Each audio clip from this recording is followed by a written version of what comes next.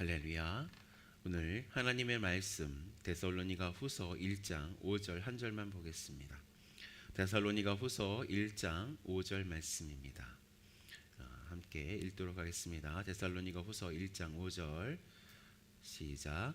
이는 하나님의 공의로운 심판의 표요 너희로 하여금 하나님의 나라에 합당한 자로 여김을 받게 하려 함이니 그 나라를 위하여 너희가 또한 고난을 받느니라. 아멘. 사도 바울은요, 데살로니가 교회의 성도들이, 그리고 이 말씀은 하나님의 말씀이죠. 하나님께서는 이 그리스도인들이, 우리들이 환난과 핍박을 받는 것이 하나님의 공의로운 심판의 표, 즉 하나님께서 이 세상을 심판하심이 정당하다는 증거가 될 것이라고 말씀하고 있는 것입니다. 5절의 전반부를 보면 이렇게 말씀하고 있어요. 이는 하나님의 공의로운 심판의 표요라고 말씀하고 있습니다. 우리는 하나님께서 이 세상을 심판하신다는 사실을 너무나도 쉽게 생각하고 있습니다.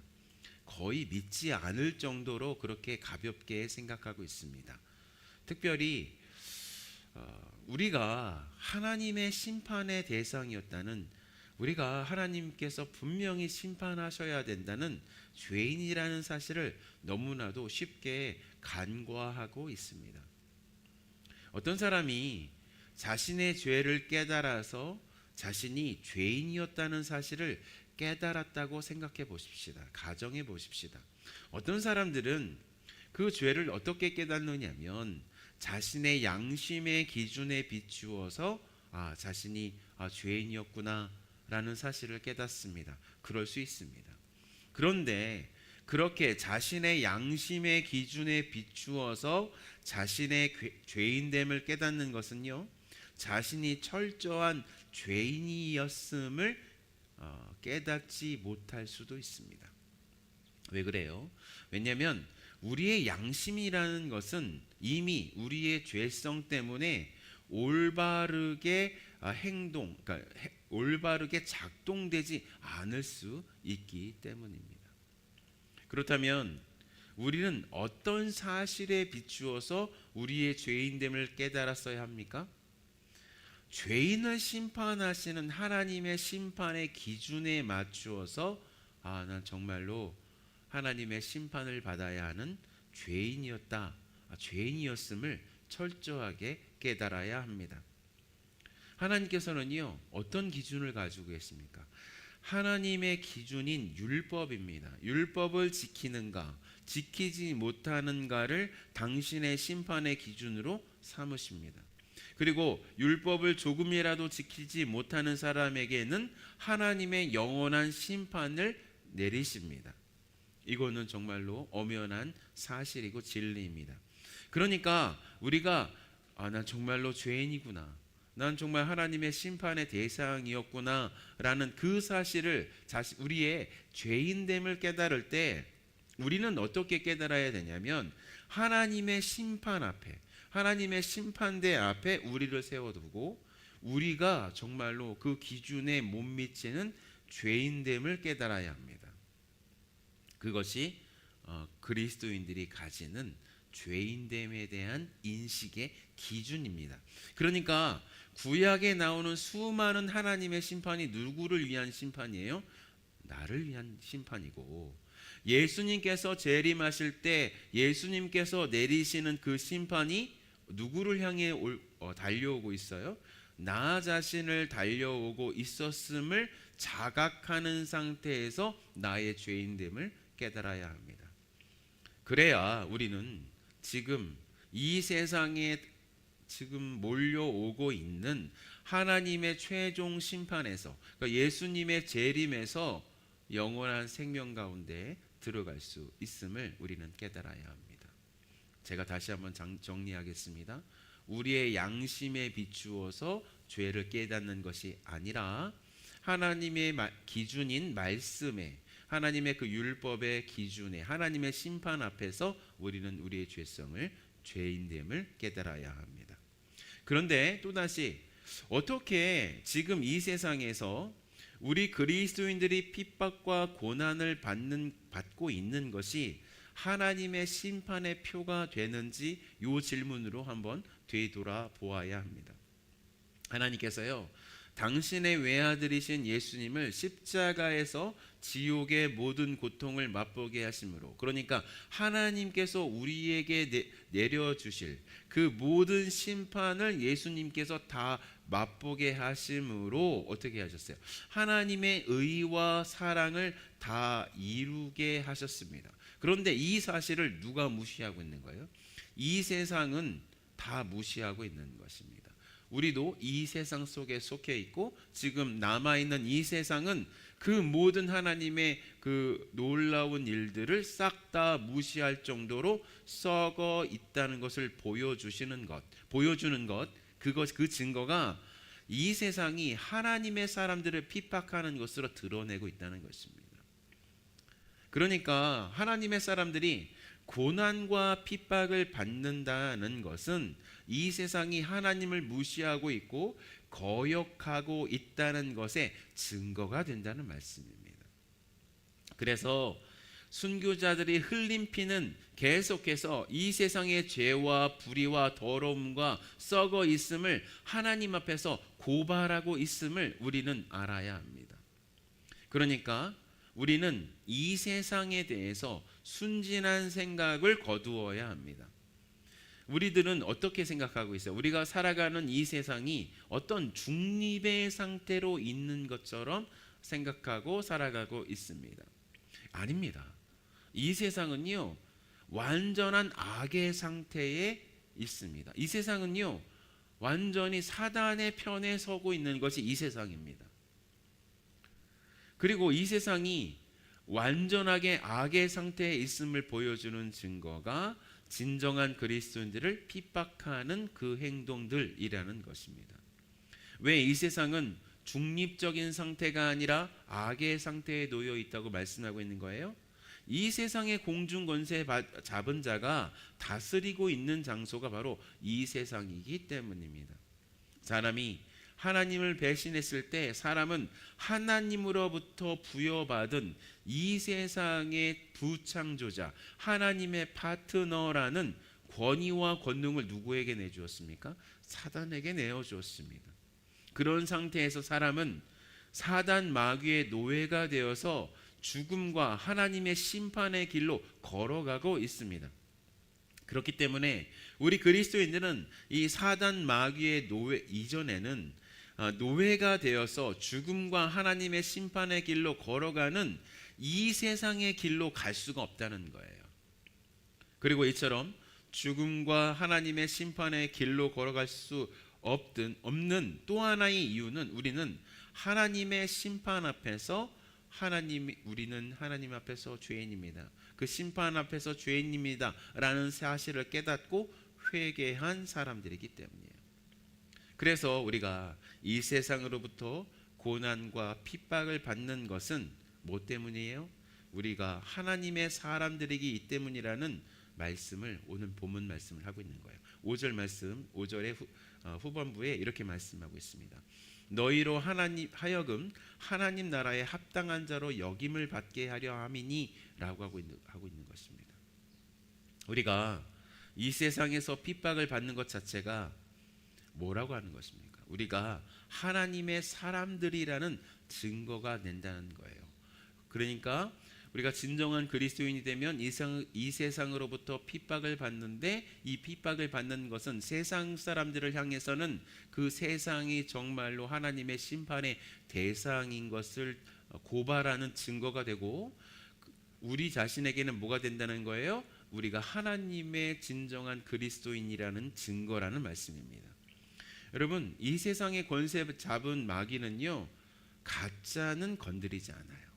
가짜는 건드리지 않습니다. 왜냐하면 그 가짜 그리스도인들은 그냥 내버려 둬도 사단 마귀에게 이로운 행동을 하게 되어 있기 때문입니다. 그러나 가짜 그리스도인이었다가 진짜 그리스도인이 되려고 하는 사람이나 전혀 하나님을 믿지 않는 사람이었다가 진정한 그리스도인이 되려고 하는 사람들은 정말로 괴롭힙니다. 방해합니다. 유혹합니다. 왜냐하면 진정한 그리스도인들이 자신의 삶을 하나님께 드리고 복음 안으로 들어가고 하나님 나라 안으로 들어가서 하나님으로부터 받은 소명 그 자체로 살아가게 된다면, 그 모든 자신의 삶의 방향을 복음과 하나님 나라 안으로 집어넣어서 살아가게 된다면 사단 자신에게 남아있는 시간이 어떻게 되는 거예요? 계속해서 줄어들 것이 뻔하기 때문에 어떻게 해요? 유혹하고 방해하고 핍박합니다.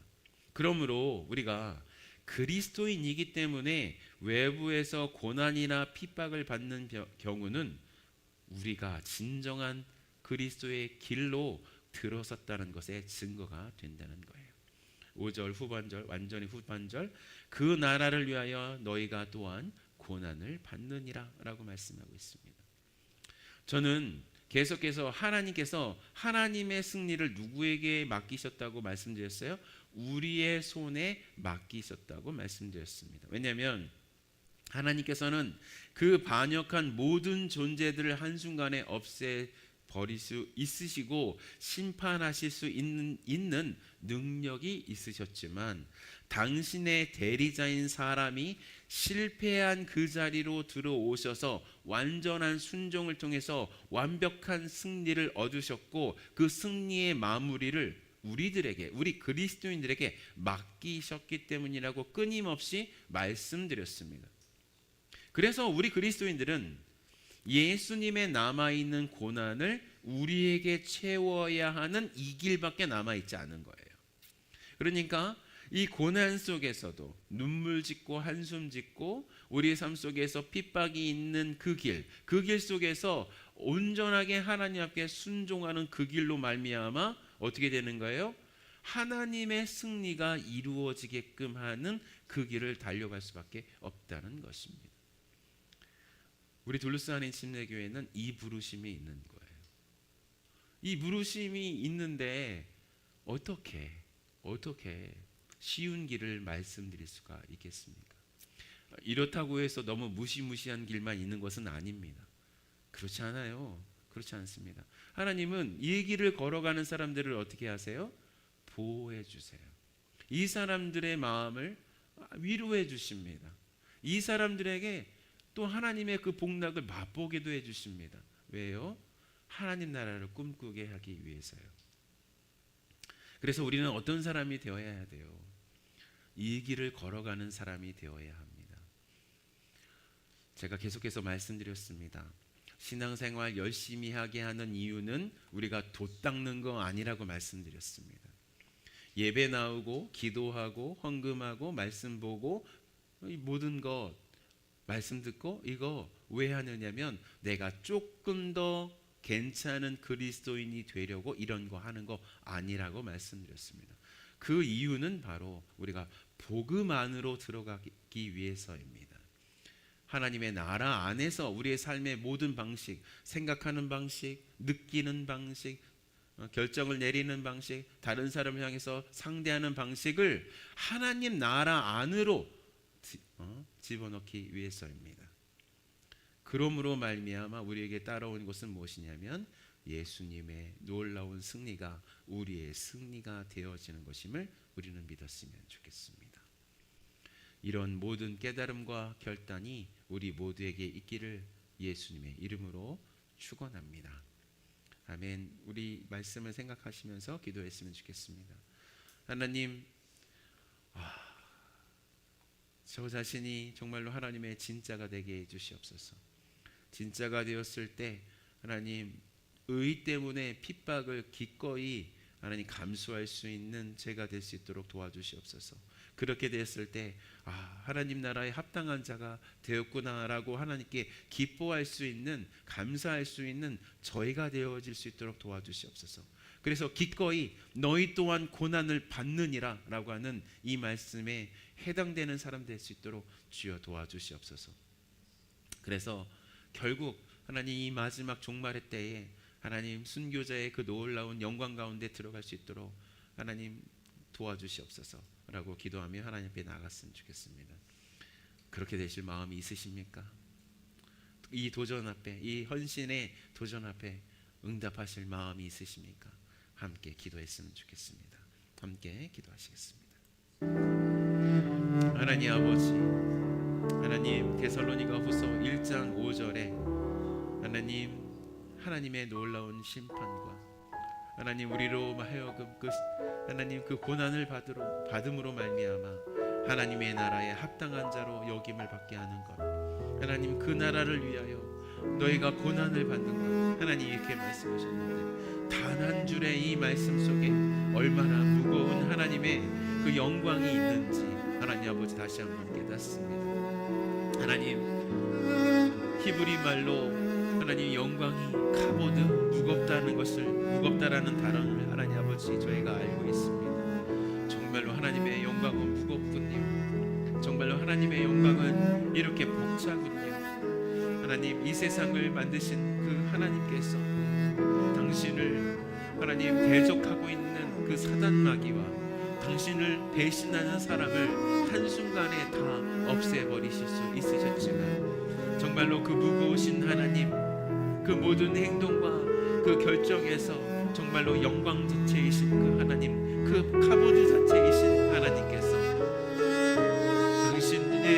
당신께서 정하신 그 사람들을 구원하시려고 하나님 이 모든 반역을 이기시려고 선택하신 그 방법이 우리와 같은 사람이 되어주셔서 이 땅 가운데에 내려오시고 이 땅 가운데서 하나님 사람이 그 실패한 자리로 들어가셔서 하나님께 순종함으로 하나님 모든 의를 이루시고 하나님 나중에는 십자가에서 사람들의 그 모든 반역의 죄를 뒤집어 쓰시고 하나님의 그 놀라운 심판을 다 받으심으로 말미암아 하나님 그 죄를 용서하시고 없이 하시는 그 방법으로 사단과 하나님 그 모든 죄를 이기신 하나님 그러므로 말미암아 하나님 승리를 거두신 삼위일체 하나님 그 하나님을 다시 한번 바라봅니다. 우리 둘러싸인 침례교회 성도들이 그 놀라운 이 비밀 가운데 들어갈 수 있도록 도와주시옵소서.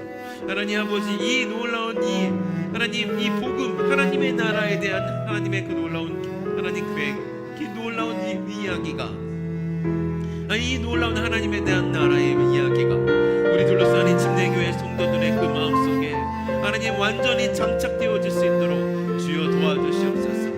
하나님 그래서 주님 우리 주 예수님 내가 사모하는 주 예수님 하나님 구름 타고 이 땅 가운데 내려오실 때 하나님 너 우리를 보시고 잘했다 칭찬하시고 하나님 잘했다 하나님 나의 충성스러운 종아라고 말씀하시는 그 한마디를 들을 수 있도록 주여 도와주시옵소서. 하나님 그렇게 하실 주님의 이름을 찬송하며 또 찬송하며 하나님 이 놀라운 이 구원의 이야기가 이 놀라운 하나님의 그 구원의 놀라운 이야기가 하나님이 둘러싸인 침례교회에 하나님 충만하게 하나님 임재하게 하여 주시고 그 하나님 이 이야기를 사용하시는 성령 하나님께서 우리 둘러싸인 침례교회 성도들의 마음을 뚫고 역사하여 주셔서 삶이 변하게 하시며 인생의 목표가 변하게 하시며 하나님 삶의 자세와 모든 느끼는 감정 하나님 생각하는 방식과 하나님 내리는 결단이